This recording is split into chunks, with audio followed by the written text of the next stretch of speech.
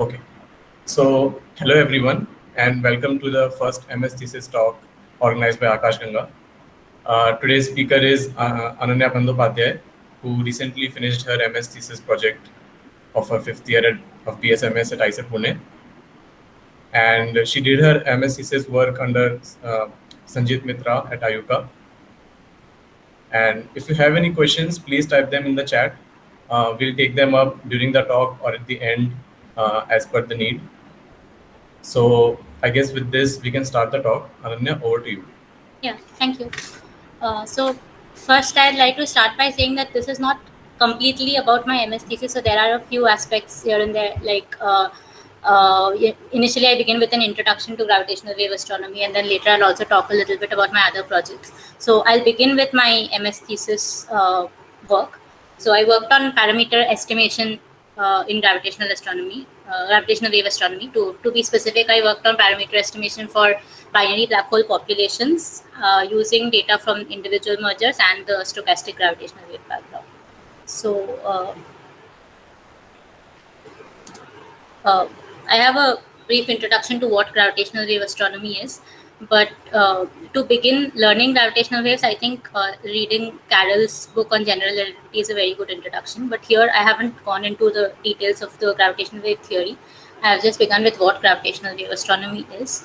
And so till date, there have been about 50 detections from the LIGO collaboration of gravitational wave signals. And all these signals correspond to gravitational waves generated from compact binary mergers of different kinds of astrophysical objects like binary black holes, binary neutron stars, and one neutron star black hole merger candidate. So when we receive gravitational wave signals from these different objects, it is very important to estimate the parameters to learn about the source. And my work in the MS thesis was mainly regarding parameter estimation for gravitational waves. So here I'll give a very brief description of what the LIGO gravitational wave detectors look like. So it works on the principle of laser interferometry. This is a rough sketch of a gravitational wave detector. So there are two perpendicular arms, and there's a light beam, a laser beam, which is directed at the beam splitter, which splits these two arms, and which splits these two light beams, and the light beams travel along the arms. So when a gravitational wave passes through the detector, the effect of this wave is to slightly elongate one of these arms, and in the other direction, it causes a slight compression in the perpendicular direction.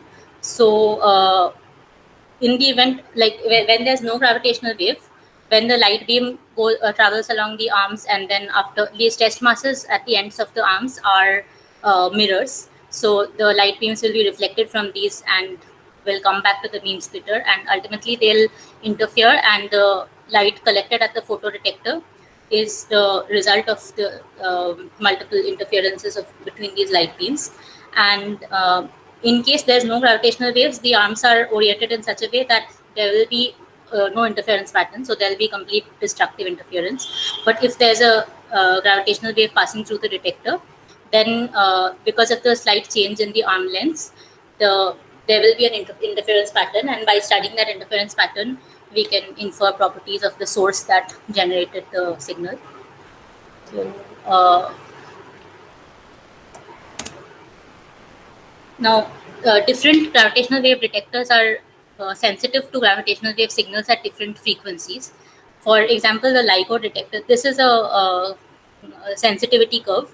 So it shows, for example, that the LIGO detector is sensitive at frequencies of around 10 to, of the order of 10 to the power 2 hertz. Here you can see A LIGO, which means advanced LIGO.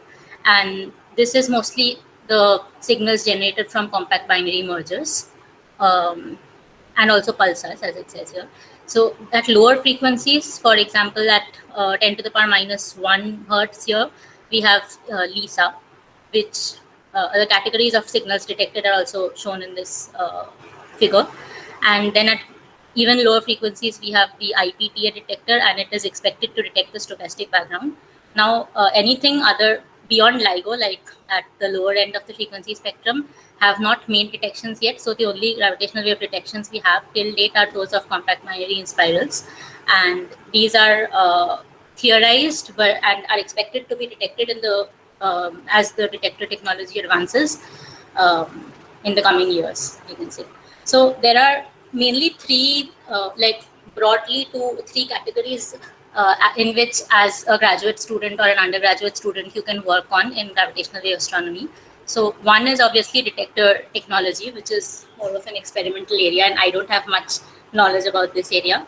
And there are two more theoretical areas. One is parameter estimation, which I'll be talking about today, and the other area is numerical relativity. So that deals with the you model waveform templates and for different gravitational wave signals, and these templates are used by LIGO and other detectors when they detect these signals, and they match the signals detected against the templates which are generated by numerical relativity to infer properties of the source.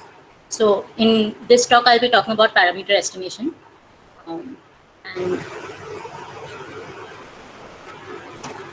so because a major part of my thesis deals with the stochastic gravitational wave background, I am giving a brief description of what this background is like. So again, I'll remind you that the stochastic background has not been detected yet. So this is a computational approach to, okay, I can't see the questions. Okay, so if you can read it out, I think there's something in the chat or. That was my comment. Okay. Okay, sorry. Yeah, I'll tell you. Because I heard that there's something, I can't see the question. Yeah. Sorry. Okay. So the stochastic gravitational wave background is somewhat similar to the cosmic microwave background. It is a background of gravitational waves which arises from the superposition of uncorrelated and unresolved sources. So these sources have no correlation between the different sources giving rise to the background, and unresolved in the sense that you cannot resolve one signal from another and say that this part of the spectrum corresponds to gravitational wave from this particular event. So all the sources are overlapping in such a way that you cannot resolve different signals from one another. And this background is described in terms of the energy density. The energy density parameter is defined by the equation 1. And this is similar to the energy density parameter which we encounter in cosmology. So basically it is the rho of gravitational waves, like the energy density of gravitational waves over the critical density of the universe. And okay, so to detect the stochastic, okay, I don't know whether this is scrolled. Yeah. To detect the stochastic background, the data from two or more gravitational wave detectors have to be correlated. So you cannot detect the stochastic background by just considering data from one detector. And the way this cross correlation is done is basically you take the Fourier amplitude of signals from, say, two detectors, and you take a time average of these amplitudes to get the cross correlation statistic. So once you have the cross correlation statistic, you can construct the signal to noise ratio, which is an important parameter in any signal estimate, like signal detection theory. So the signal, it is not very important to know the entire signal to noise ratio or derivation of the signal to noise ratio, but I'll just point out a few terms like what this ratio depends on.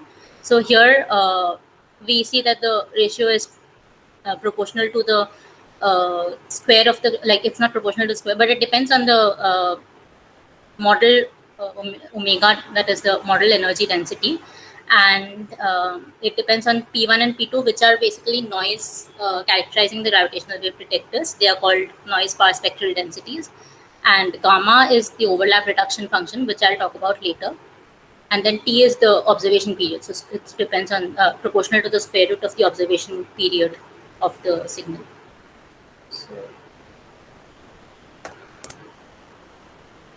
So this is a slide about what gamma is. So basically, ideally, your two gravitational wave detectors are supposed to be co-located and co-aligned. But since that is not possible, I mean, in the same place, you cannot have two detectors. So these detectors are very long, 4 kilometer long detectors. On like the arms of each detector are 4 kilometer long. So you cannot technically have the two detectors at exactly the same location.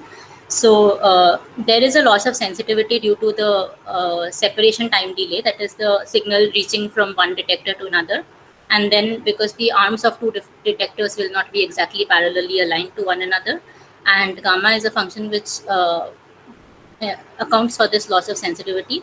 So if the detectors were co-located and co-aligned, then gamma would have been 1.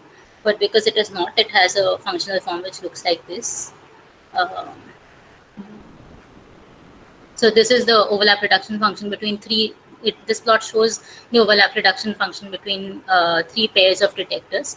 The red one is between the detectors at Hanford and Livingston. The blue one is for the detectors at Livingston and the Virgo detector. And the green one is between the Hanford and Virgo detectors.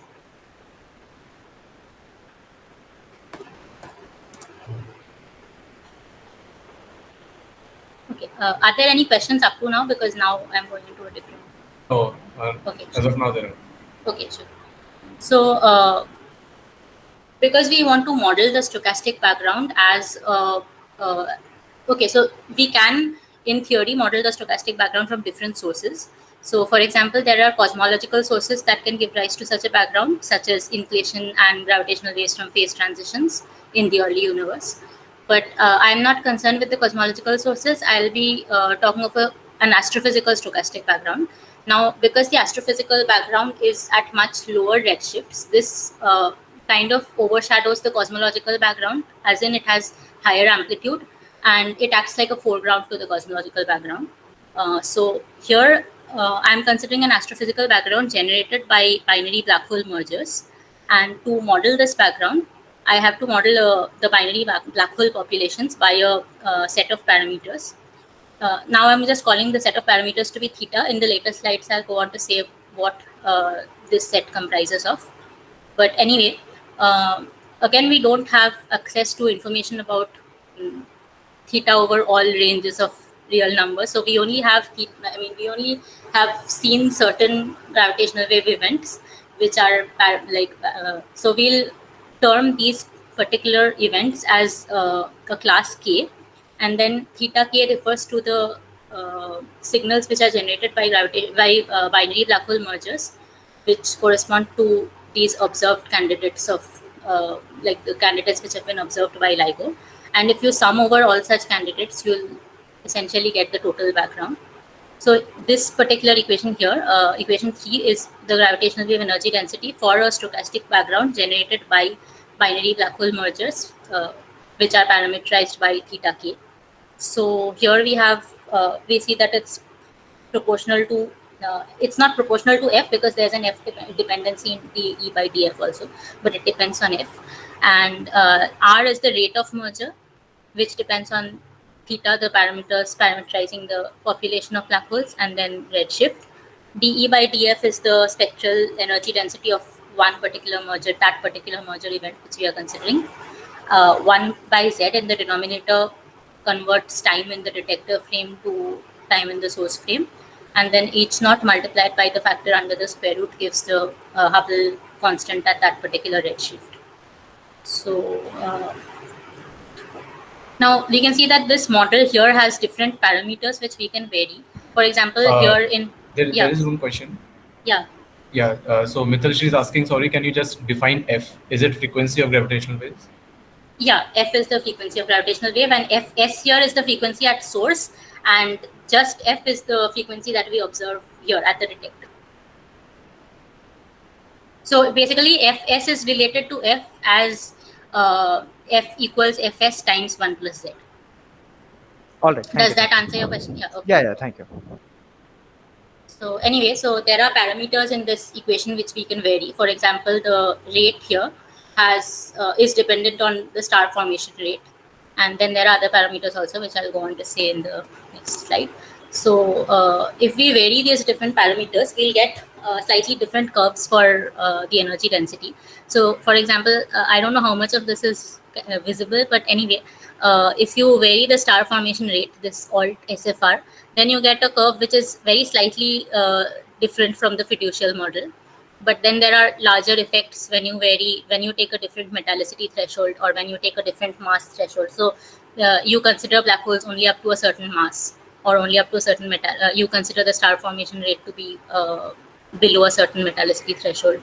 And then there are some less important things like time delay. You take a different distribution for the time delay function. So basically, all these give different curves, and the point to be noticed is that all these curves fall within the error bar, which is propagated due to due to uncertainty in local rate measurement. So if you measure the local rate of merger of binary black holes, there is an uncertainty propagated from that measurement, and all these fall within that error bar. So because these fall within the error bar of uncertainty, we cannot use the stochastic background measurement alone to distinguish between these models, and we'll have to incorporate something else. Now, this model, like all these the energy density models, they are characteristic of different formation channels of black holes. So, for example, so there are two formation channels which are primarily important to are considered by the LIGO collaboration. So, one is the individual binary formation channel, wherein the binary black holes will evolve in an isolated environment. Sorry, the formation channel is isolated formation channel, not individual. In the isolated formation channel, the binary black holes will evolve in an isolated environment and do not interact much with the with whatever is present around them. And then there's the field formation channel. So this is basically a very dense stellar environment. So there's like, for example, a globular cluster. So there's a lot of matter and a lot of a very high metallicity environment around the black holes. So typically black holes which are like binary black holes which are formed in field environments will have high masses, because the interaction with the environment allows them to accrete more mass from its neighbors. And also it has isotropically oriented spins. So spins can be oriented at different directions with respect to the angular moment, orbital angular momentum. As opposed to the isolated environment, the spins will be usually just parallel to the orbital angular momentum of the black hole binary black hole system, and the masses will also be less because you don't have a lot of high mass around you to accrete. I mean, the black holes don't have a lot of masses around them to accrete onto them, so the masses are lower. So anyway, so if we can distinguish between these formation channels, if we can distinguish between these models, then it will be a way to distinguish between the different formation channels of binary black holes. But the stochastic background alone is not enough to do that. So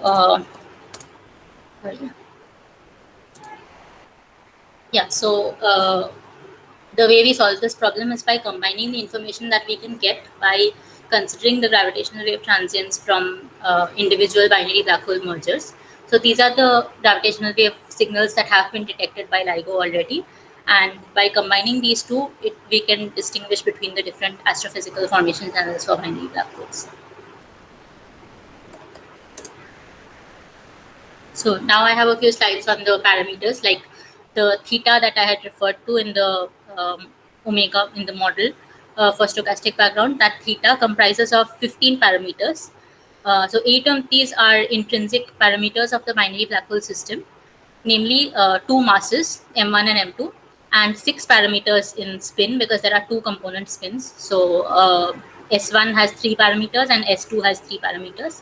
And then there are 7 other extrinsic parameters, which are which specify the orientation and distance of the black hole. So for example, right extension, declination, Z is the redshift, DL is the luminosity distance from the detector, and then there's coalescence time of the merger. 3 Euler angles characterizing the orientation are iota, phi, c, and psi. And that's it. So there are 15 parameters in total that are required to characterize a binary black hole population, binary black hole system.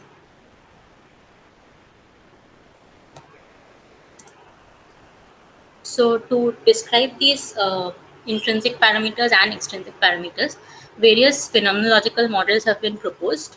And these models seek to describe the astrophysical distribution, that is the distribution of parameters of binary black hole systems as they occur in nature. Now, this distribution is not known to us because we have only observed certain candidates which have certain values of the parameter, and that cannot give us conclusive evidence as to what the astrophysical distribution is. So the the technique that I'll go on to like the phenomenological models here seek to describe the astrophysical distribution of the binary black hole source parameters. And I have an example of some of these, like the mass models. So the mass is the easiest to model and infer because it is a scalar and it is directly visible. I mean, it is directly detectable when you detect the binary black hole mergers. So there are 4 mass models which are talked about. One is the Power law model. So this is a single power law model with a cutoff at the lower end because you don't have black holes below that mass. And then there's a cutoff at the higher end due to something called pair instability supernova. You don't usually have binary black holes above the higher end mass cutoff. But then even though it is theorized that because of pair instability, you do not have binary black holes above that mass, LIGO has detected certain candidates which are within that pair instability mass gap. And the other 3 models are basically, they incorporate sophisticated features to explain that discrepancy. So for example, this is a break in the power law, and then there's a Gaussian peak wherein there's a pileup of certain binary black holes which fall in the pair instability mass gap. And then there's an even more complicated model. So as you go on increasing the complexity of the model, the number of parameters are also increasing. And our goal is to estimate, is to constrain the hyperparameters for these models. So for example, what a hyperparameter is, for the truncated or power law model, the model looks 1 like... second. Yeah, sorry. Mithil Shri has raised their hand. Okay, yeah. Yes, you can. Yeah, Yeah. Ananya. So Yeah. you're saying that we are using a model to estimate our masses, right? But you also mentioned that Yeah. we have observed some masses which are beyond the upper limit that we have truncated the graph, Yeah, yeah. right? Okay, so these are not to scale. If you... Sure, Yeah. sure. Yeah. Wouldn't our the law that we started with, the estimation mass, basically the equation that we started with to detect Yeah. our mass is Yeah. already proven wrong, right? Sorry, what equation I mean- do you mean? I mean, you have a law to estimate mass, right? Yeah, so these are masses of the binary black hole populations. They are not masses of individual All events. right. Yeah. All right. But what law are you talking about? Are you talking about individual event masses or... Okay. I just mean the graph that's right now on the screen. Okay, no. So we have seen certain individual events which have masses which are greater than the pair instability break. So, okay. Yeah. Right. Does that answer your question? Yeah. That's Yeah. thank you. Okay, so so I was going to explain what hyperparameters are. So, for example, in the truncated mass model, you say that the distribution is proportional to m1 to the power minus alpha. So within this given limit, the m1 has to fall within the 2 mass cutoffs. So alpha here is a hyperparameter, and we want to constrain these parameters which describe these models. So for example, we want to place constraints on what alpha is, because we don't know the exact value of alpha from the detections that have been made till now. Okay, so so the approach that we follow here is Bayesian inference to do model selection.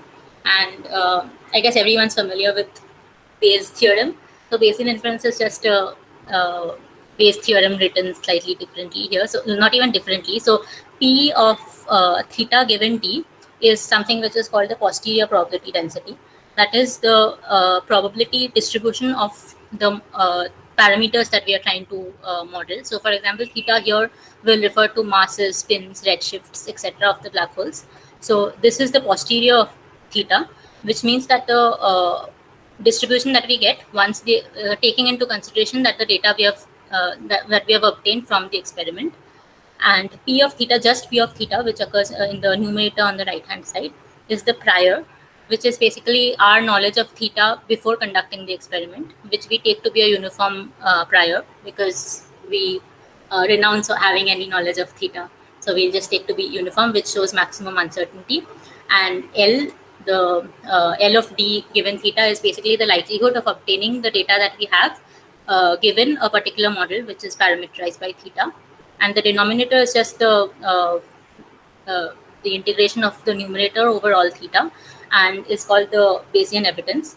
Now, because theta is a multi-dimensional parameter space, it is good to keep in mind that this z, the denominator, is very difficult to compute, and we'll try to ignore computing this denominator at all costs. So anyway, the denominator, if you consider very small number of parameters, like 1 or 2 parameters at most, then it can be computed, and the denominator is like the z is a good way to estimate, like to do model selection. So basically, the ratio of the Bayes factor, like the ratio of evidence, like z is called the evidence, and the ratio of evidence for two models is called the Bayes factor. And there are certain thresholds on the Bayes factor which indicate strong evidence in favor of one model over another. But like I said, the Bayes factor is very difficult to compute for higher dimensional parameter spaces, and because the binary black hole parameter space, like I described above, consists of 15 parameters, it's almost impossible to compute. Even if you marginalize over certain parameters, you'll still have a large number of parameters left. So we'll try to follow an approach which avoids computing the z. So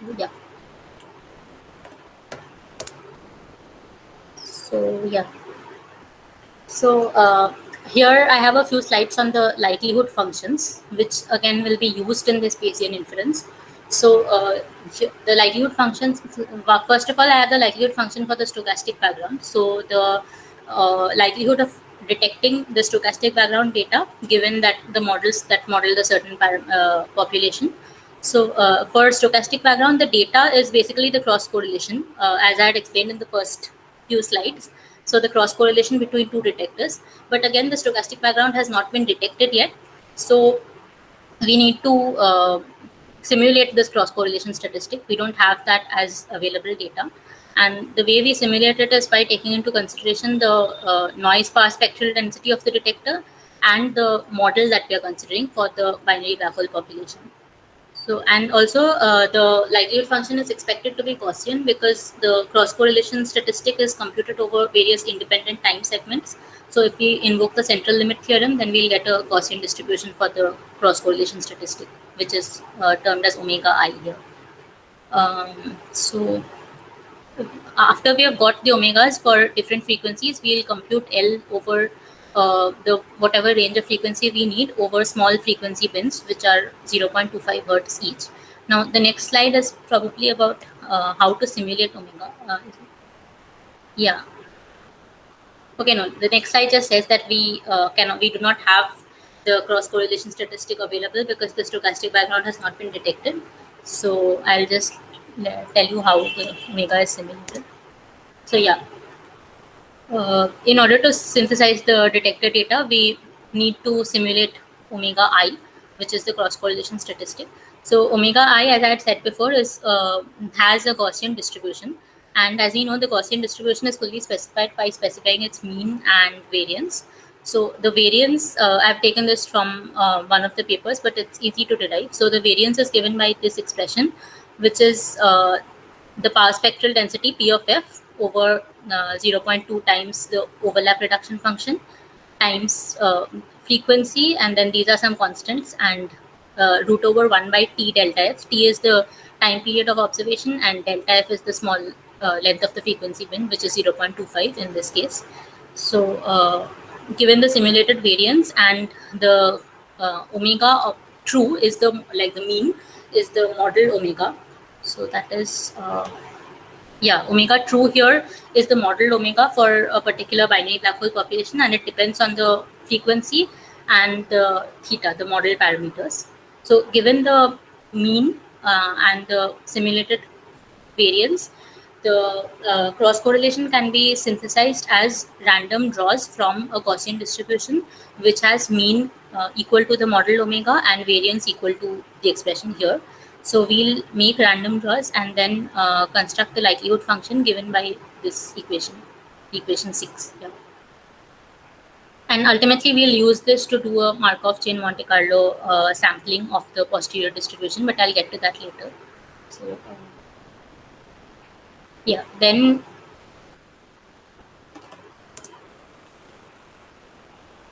Yeah. Yeah, we then need to calculate the likelihood function for compact binary coalescences, that is the direct detections of binary black hole mergers. So here again, we are considering the binary black hole population characterized by parameters lambda. So lambda is the parameters is the set of parameters characterizing the population. So it is important to distinguish this from theta, which we are referring to here. And theta is the set of parameters for one single merger event. So for each merger events, we are using theta, and for the entire population, we are using the notation lambda. So the likelihood function for direct detections is follows Poisson statistics, and again, these direct detections are individual events taking place at different times.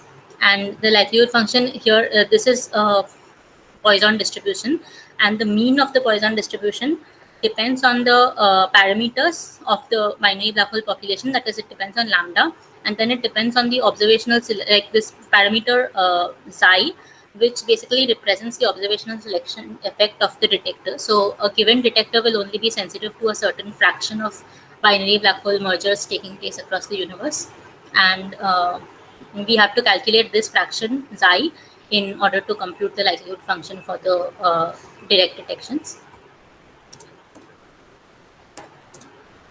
So the fraction psi is given by this equation 9. So it is an integration over all theta of p detection of theta. This is the probability of detection of an event which is parameterized by theta, given a particular detector, and this is the conditional prior. That is, pi is the conditional prior. So basically, it is the distribution of theta given the entire population is described by the parameter lambda. So this is the form of pi is basically the population models which I described above. Like for the mass, there were those 4 models, and there are similar models for spin and redshift and whatever else you want to constrain the parameters of. So in order to do this integration, we first need to calculate p detection of theta. So I'll go on to what p detection of theta is. So yeah, so p detection of theta is basically the probability that a binary black hole with a given set of component masses, spins, and at a given redshift can be detected by a detector which is characterized by a power spectral density, say p. And this probability, it is dependent on an SNR threshold which we set. So if the event has an SNR which is greater than the selected value of the SNR threshold, then only it can be detected by the gravitational wave detector. So the SNR threshold is detected based on empirical evidence. So I'm not going into how, why that SNR threshold, but it is usually taken to be 8. And if the signal has an SNR of greater than 8, then it is said to be detected. But this SNR of the signal which we are talking about is an optimal SNR, not so an optimal SNR is defined by the SNR which arises due to a binary black hole system which has the same component masses and spins, but is face on and directly overhead of the detector. So that will be a slightly greater SNR than any other orientation of the binary black holes. And like I said, the detectability, the fraction of detection fraction for a particular binary black hole merger having component masses m1, m2, component spins xi1, xi2, and at a redshift z is given by the probability that this optimum SNR is greater than the selected threshold for SNR, which is usually taken to be 8. So once we have this p detection, we'll plug it into this equation, and then again using something like Monte Carlo integration, we can compute the detection fraction, and substituting the detection fraction in this equation will give us the likelihood function for compact binary coalescences. So yeah. So having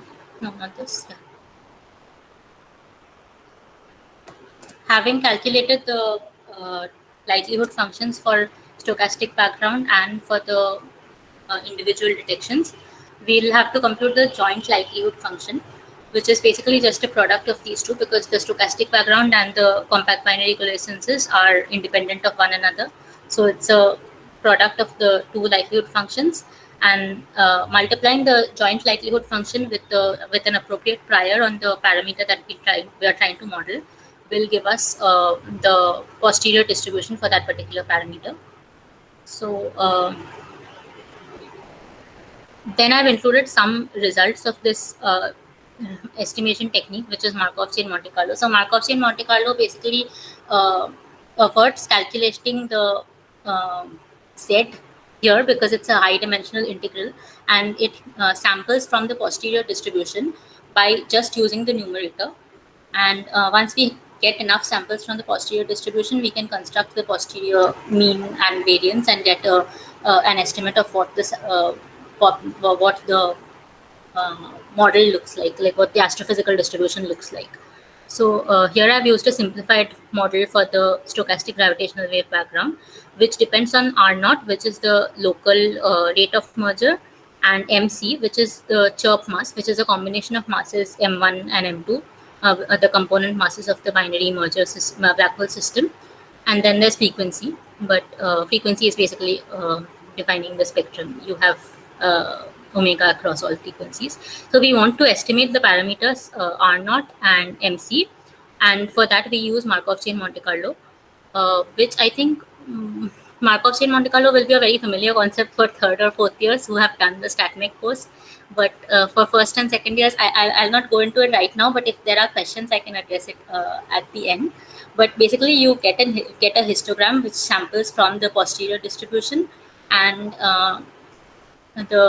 what is important here is that here we have obtained results for R0 and MC, which match the simulated results from a paper which I've referred to in the end. So basically, these are the parameter estimation results. Now, I have not completed the estimation for the compact binary, like the likelihood, this particular likelihood function. So I'm still working on that. So I'll just show you what it looks like, but I have not calculated the ultimate confidence intervals. So here is a plot of confidence intervals from the paper that I've cited here by V. Mandik et al. So this shows the confidence intervals for the stochastic background. The blue one shows the confidence intervals obtained on parameters, on multiple parameter estimation from the local rate density and the chirp mass for the stochastic background, and the red dotted line shows the confidence interval for the compact binary coalescence. And then when you combine it and do the construct the joint likelihood and sample from that, you get the green circle, which is the combined confidence interval. So basically, this confidence interval will help us estimate the hyperparameters which are describing the binary black hole population, and thus distinguish between the different formation channels. So this is still a work in progress for me, for the parameters that I'm trying to estimate. So yeah, this is the end of my MS thesis talk. So I'd like to thank my advisor, Dr. Sanjit Mitra, and also like Srijit Jadhav, who had helped me in computational stuff during the project. And yeah, that's about it for the MS thesis. So should I go on to the other projects now, or are there any questions? Yeah, so I probably missed one question in between. Mithalshri, can you unmute and ask about Hello? At what slide? Am I audible? Yeah. So actually, that was just a question where Ananya was Can you hear me? explaining. Yeah. Yes. Yeah, so that was just a question that was asked back, that Ananya was explaining about formation channel, like we have Yeah, certain... I can't hear you, sorry. Yeah, now I'm... were you able to hear me? Yeah. Yeah, okay. Yeah, I couldn't hear you. But anyway, now I can, yeah. All right. So I was just saying that you were explaining about formation channels, like how we come to different binary systems that we are... Yeah. And you mentioned two of them. Like you said that those are the two that we Which go are with. considered in... Yeah. So I just had like a small question that is there any particular reason we picked these two out of the other, or do we have any other No, model? there are other. So there is another model which is basically primordial black holes, but then I don't think we have enough evidence for primordial black holes. Right. Or Okay. yeah, so these are the two models that we have encountered. These are the two formation channels that we have encountered, or that we have enough evidence to say that we have encountered from the gravitational waves, which is Right, why sure, we sure. consider Yeah. these two models. Yeah. Yeah, that makes sense. Yeah, thank you. Yeah. There is another question by Neev Shah. Yeah. Yeah. How exactly do you estimate the binary black hole formation rates? Formation rates. Yes. Formation rates are basically just so you have the local rate, like the rate which is measured here, and then you consider a model again, like the model depends on redshift, so it's basically r naught, the local rate, times 1 plus z to the power of some hyperparameter. So again, this is also something which has to be estimated by this same analysis. The dependence on redshift, the hyperparameters, again have to be constrained by this Bayesian analysis. And there has been previous work which has estimated this to be, I think, around 2.35. I don't remember the exact figure, but it follows the same approach that I described. But instead of constraining mass, and like I said here, it constrains the hyperparameter, which describes the relationship between rate and redshift. So yeah, it is. Does that answer your question, or is it? Yeah. Okay. He said thanks. So yes, you can. I think you can carry on. Okay. If there are more questions, we'll ask. Okay. Yeah. So I'll just stop presenting this slide, and I haven't added anything from the other presentation, so I'll just show you a few plots from the other one. Sure. Where do I stop presenting? Are you able to see this presentation now? Yeah, we are like the metallicity distribution. Yeah, so basically this was no. Okay, we are seeing which the thank you presentation? slide. Okay, sorry.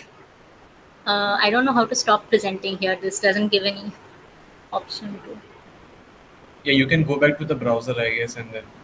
Yeah. Okay. Yeah. There's a stop presenting.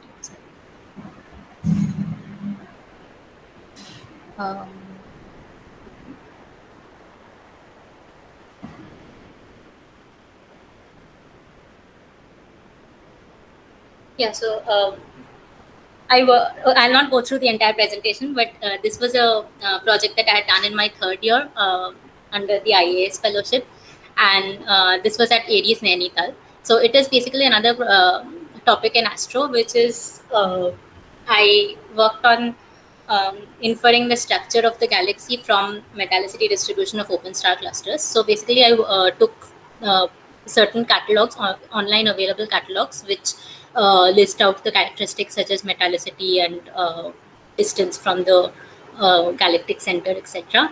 And then plot these different things. So for example, here I have plotted a metallicity histogram. So the number of open clusters which have a metallicity within the given range. And this is not very important again, but yeah, so basically I just plotted metallicity versus different other parameters like the redshift and distance from the galactic plane and all of that, and got an expression, got an idea of what the galaxy, like the metallicity distribution is in the galaxy from this. So I mean, going over the entire thing would take a lot of time, but it's in general just another very simple data analysis technique where you collect data from a catalog and plot it against plot the different metallicity against the different parameters.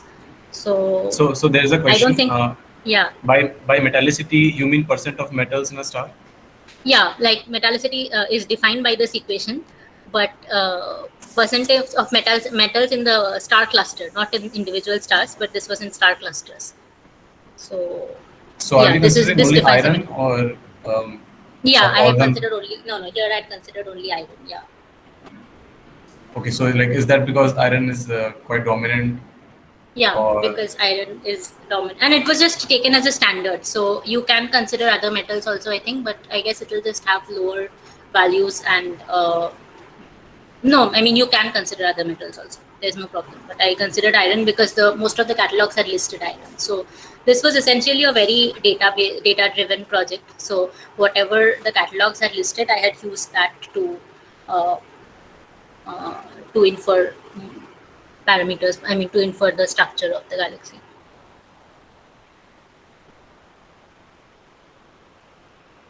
So anyway, these are just certain plots. Like this is a cumulative plot of metallicity of of star clusters, and this is metallicity against rate, and you can see certain features again from these plots, like breaks in the straight line fit, and these features will point to certain intricacies in the structure of the galaxy. But yeah, I don't think I have time to go into the details of all of this. But anyway, this was one, and then I had worked on a semester project on black hole entropy, like black hole thermodynamics, which was basically the work that I had done with Professor Deeptimal Ghosh in my sixth semester. And then I did a bit of QFT, which was required for another aspect of gravitational waves that I had done. So that was gravitational waves from phase transitions in the early universe. So that is very different from what LIGO does, because like I said, LIGO detects gravitational waves in a particular frequency range, but these gravitational waves, like the ones which come from phase transitions in the early universe, are at a much lower frequency, so they are not within the sensitivity region of LIGO. So these again fall within the purview of high energy physics, because you need a lot of QFT to model the QCD phase transitions and phase transitions from the electroweak phase transitions, basically. So yeah, that was why I done QFT and like gravitational waves from phase transitions in my 7th or 8th semester. Yeah, these were most of, like, I guess these were all of the projects that I did during my undergrad. Like, if you have any specific questions from the projects, you can say, but since I don't have time to go into the details of the projects, I don't know what to say in 5 minutes. So Yeah. So I had one question. So since like many of us will be going into third year and semester projects will be a thing for us. So I just wanted to know how they work. Like as of now, we haven't been. Yeah. So for example, I found myself interested in general relativity, and I also liked computation a lot. So I wanted to do something which gives me an opportunity to take up computation as well as focus on general relativity. So I chose numerical relativity, but I did not get a lot of opportunity to go into numerical relativity directly during my undergrad. But like I said, I'll be doing that in my PhD. So I took up projects. Like initially, I started with Astro, because in the NIUS camp, I liked the Astro lectures, so I started with a project in Astro. But after that, once we had the general relativity course, and once I did a semester project in general relativity, so the first semester project I took was basically, when I started doing it, I just said that I want to do general relativity, and it evolved into black hole thermodynamics later. So that kind of depends on what your instructor is willing to offer you based on the progress that you make. So I guess the way initially we started with the basics of GR and cosmology, and then I kind of found myself interested in black hole thermodynamics. So I had done that for one semester. And later, because so I was still working with Professor. We lost your voice, Anand.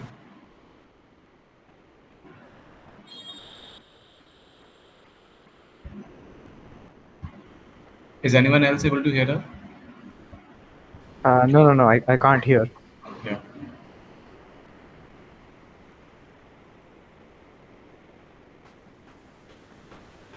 Am I still in the meeting? I think. Okay, yes, sorry. I think I lost my connection.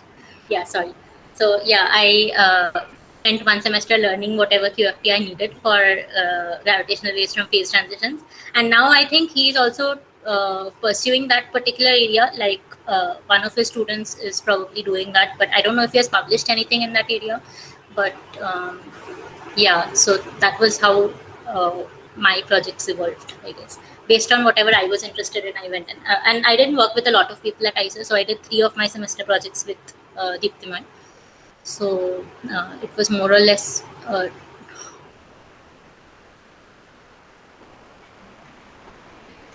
How do you manage semester projects with courses and all? Is it like too hectic or? Yeah, I think. Can you hear me?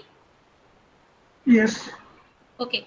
Yeah, because it shows you lost network connection for me. Anyway, so for me, I guess one of the semesters, I mean, in the 7th semester, we had the condensed matter theory course, and that course was pretty much taking up all the time because I mean, it actually depends a lot on how the courses are taught in class. So I guess for me, condensed matter theory, I felt was not taught very well, so I had to spend a lot of time on that on my own. So the 7th semester was kind of difficult, but otherwise, if the courses are taught well, then you don't need to spend a lot of time trying to understand the course on your own, so you can spend most of the time exploring the semester project. Like for example, in the 8th semester I spent most of the time on semester project and much less time in the courses because they were taught pretty well, the courses. So yeah. So I guess how much of your time does a SEM project take? Like equivalent to 2 or 3 courses, or just equivalent to a single course? Oh, I think she's. Yeah, let's wait for her to reach.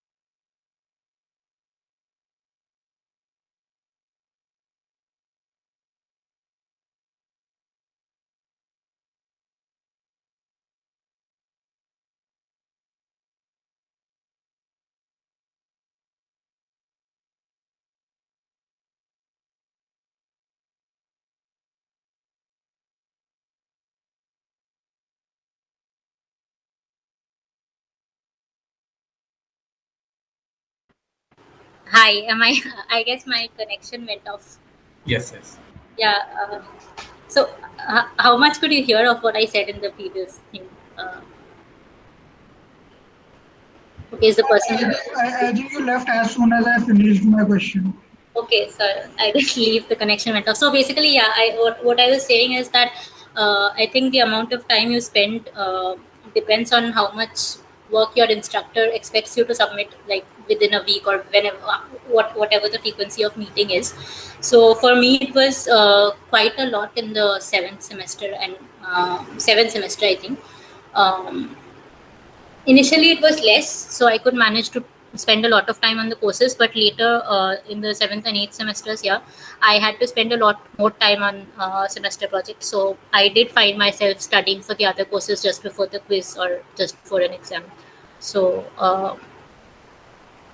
yeah, it is time consuming, I guess, especially if you take up, like at that point of time I was doing high energy theory. So high energy theory supervisors, I think, are more demanding than in other topics. So that required a lot of time, almost all the time, I would say. for whatever I planned on spending on coursework. Okay, thank you. There are a few more questions. Yeah. There's one question like, do black holes or compact objects get squeezed and stretched while interacting with gravitational waves? And what happens to the gravitational wave?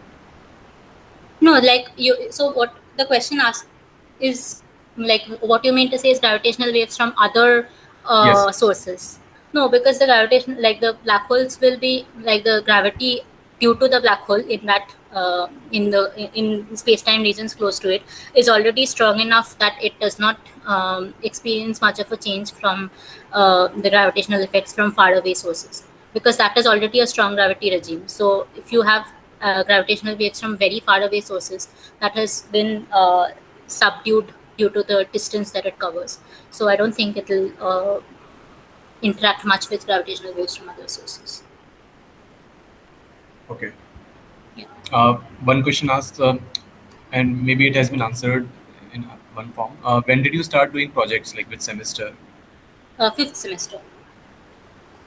I think there's also another question: are you allowed to credit a SEM project with someone at IUCAA and NCRA? So there is Yes, a long yes. answer to this. So first of all, when we were in our fifth, sixth semesters, it was allowed, perfectly normal. Then I think in our seventh semester or eighth semester, it was not. I mean, it was not permitted anymore. So then again, when after the pandemic hit, because people said that they were already doing the projects online, so it didn't matter whether they were doing it at IUCAA or NCRA or at ISA. So they started allowing it again. So I know, for example, Srija Google from the fourth year batch, she spoke to me. She was doing a project at IUCAA. So now it's allowed, but I don't know if they'll continue it for like after the pandemic is over. But currently, I think it is allowed for your fifth semester, I guess. Yeah, it will be allowed. Why was it not allowed? Especially because, like, honestly, the astronomy faculty at ISER is So not. I think it depends a lot on how ISER is represented at these institutes when people do semester projects there. So if people are very sincere and do their projects well, and the profs there are appreciate their work, then they won't have any problem. But if there is misrepresentation of ISER, then they might Oh, cancel the. They might prohibit having projects at IUCAA or NCRA. okay.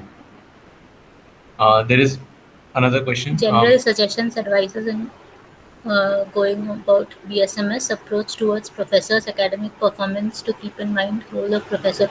Okay, suggestion for, I think the most important thing is to have a high GPA in spite of whatever some profs might say that you don't need a CGPA. For example, I can vouch for it that if you are planning to do a PhD in the US or in Canada, then you definitely need to have a GPA of at least 9, or probably for second tier and third tier universities, a little below 9 is okay. But going a lot below 9 is not safe. So please don't think that you can write a paper and compensate for a lower GPA, because that is a very, very low probability situation. So even if, I have seen people with very good papers and not good enough GPAs who have not got into institutions that they wanted to. On the other hand, people with very high GPAs and no papers at all have got into Ivy Leagues and very good institutions. So I think GPA is very important. And role of a professor in guiding, yeah, obviously the role of a professor is immense. For that's so sad. I think it is. See, the thing is, GPA is basically used as one of the like elimination criteria. So, for example, you know that GRE and TOEFL and all these exams are also used as elimination criteria. So, for example, if you have a very low GRE score, like very low as in quite low, like out of 340, if it's below 300, or like it's difficult to go that low. But if you have a very low GRE score, it is directly used as an elimination criterion, and you'll probably not be considered. So similarly, if you have a GPA which is below their cutoff, then it's quite difficult unless you have like groundbreaking research. I think GPA is very important, and it is very difficult to have after changing it is very difficult to have groundbreaking research in many areas in physics. After changing the grading system, 9 plus has become much.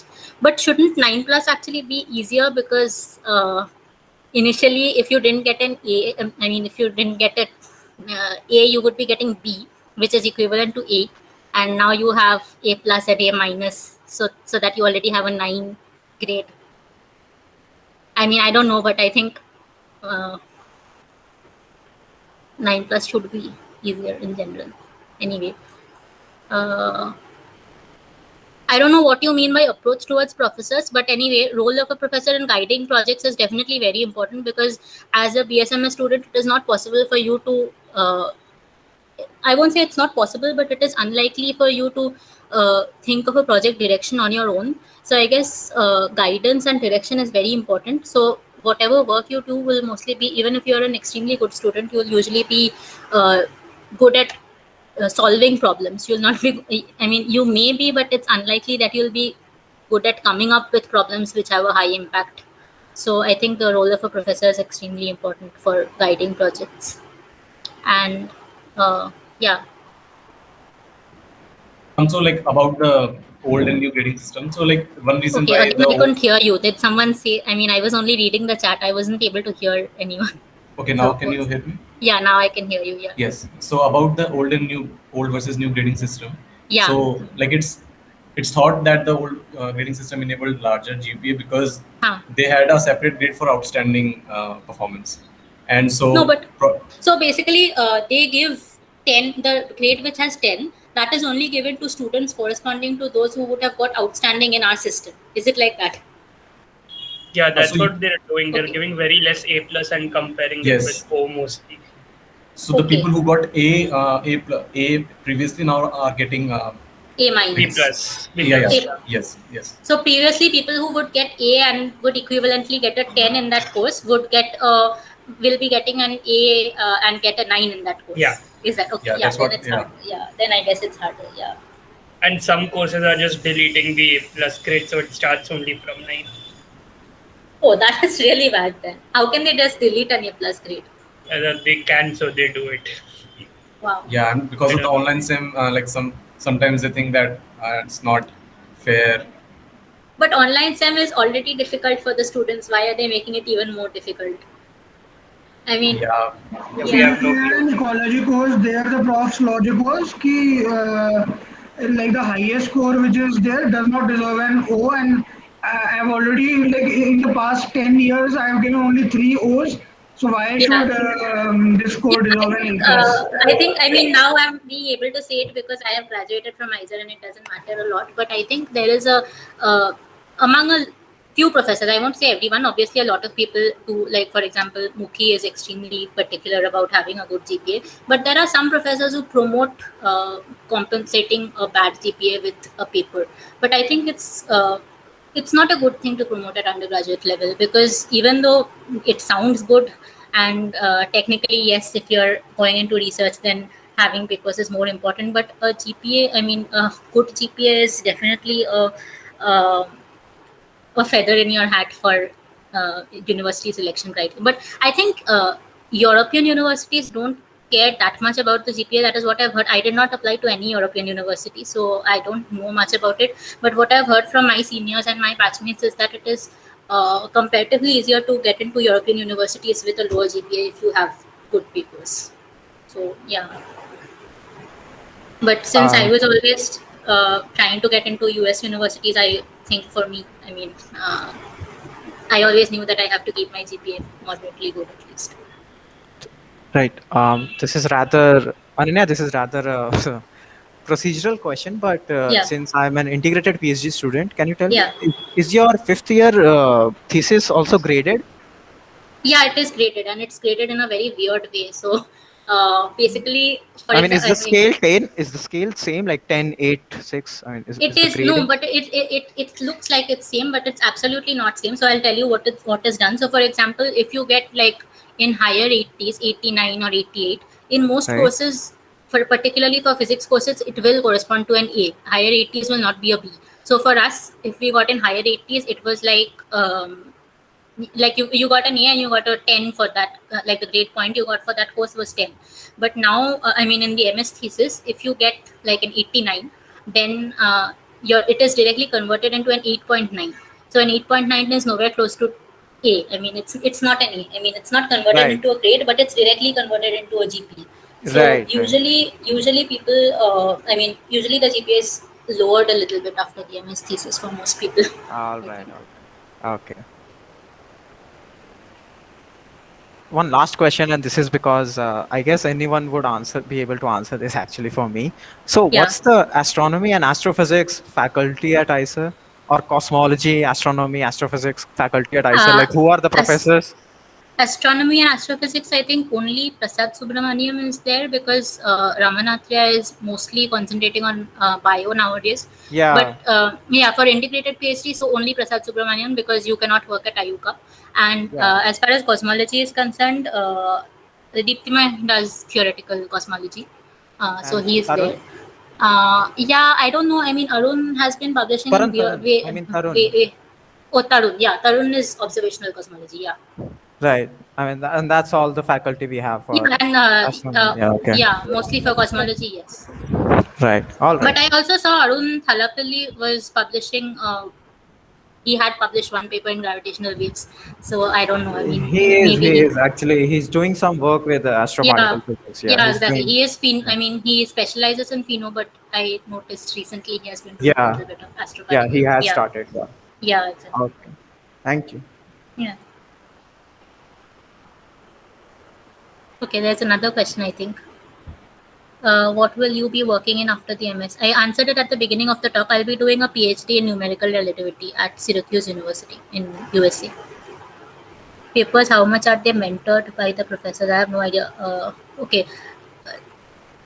Is this from a first or second year student or high? Because if it's a first or second year student, then I think, yeah, I mean, third and fourth year students have more experience about people. Okay, yeah, first year. So basically, I have seen very few people who published papers in their first and second years, and I think most of it. I mean, it is definitely you need a lot of input from the professors in your first and second years. But in third and fourth years, once the professor gives you a topic, I think you have enough knowledge to go about it and complete the work on your own. But it's still important to get a topic which will accumulate in a publication at the end of the year because. I mean, it's difficult to come up with a topic which will end up in a publication. So I think the role of a professor is immense in the sense that he has to come up with a project which can lead to a publication in a short time. So yeah. So previously there was a question like before you disconnected from Was disconnected. Yeah. How should a second year undergrad proceed to learn about gravitational wave physics on their own along with the projects? Are Yeah, there any particular resources that help you? Yeah, I have some resources which helped me a lot. So I don't know how to share the links of it. If anyway, so there is one which is called, which is present in the. Okay, so basically you can check the living reviews in relativity. That is a set of resources which are very good. But from among those, okay, I'll just tell you one which I followed a lot. It was by Shoots and Satya Prakash. So yeah, I'll just tell you the name because I don't know how to share the link. I have a PDF of it in my computer. So yeah, 1 second. Yeah, just. Yeah.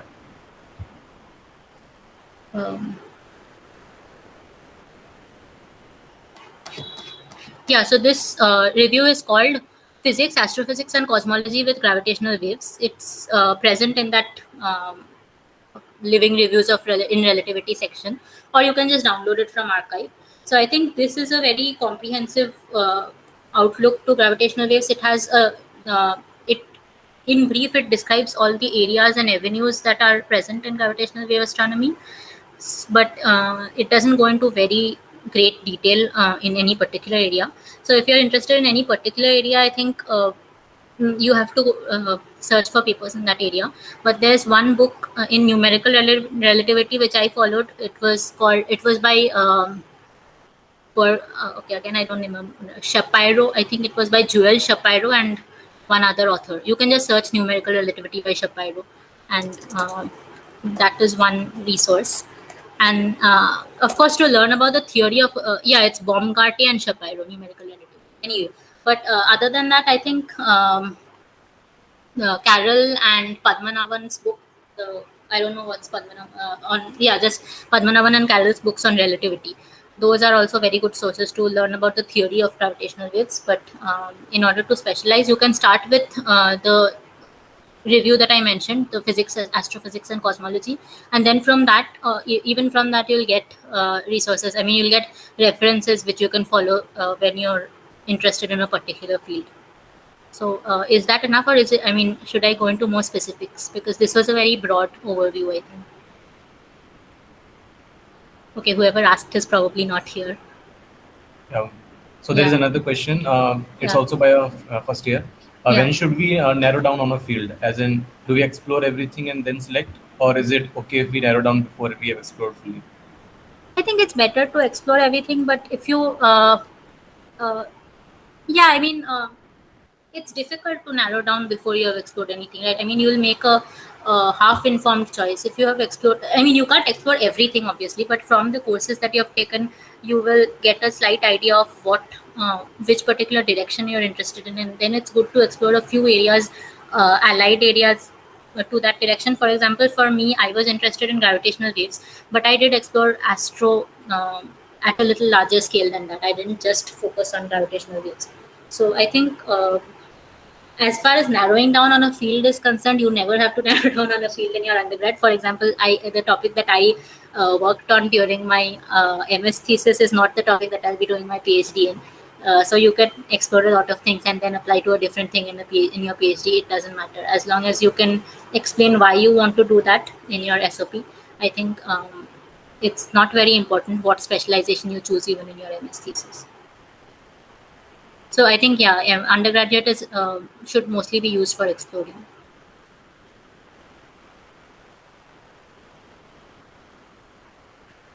Okay, so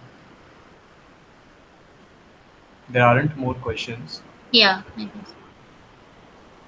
Yeah, I would just like to thank you for taking out the time and Yeah, sure. answering all the And questions. if anyone has any more specific questions, you can always send me an email. That's for everyone. Yeah. Okay. Thank you. Yeah. Yeah, I think we can end this. Yeah. Thank you. Yeah, thank you. All the best for your PhD. Thank you. Same to you. Yeah.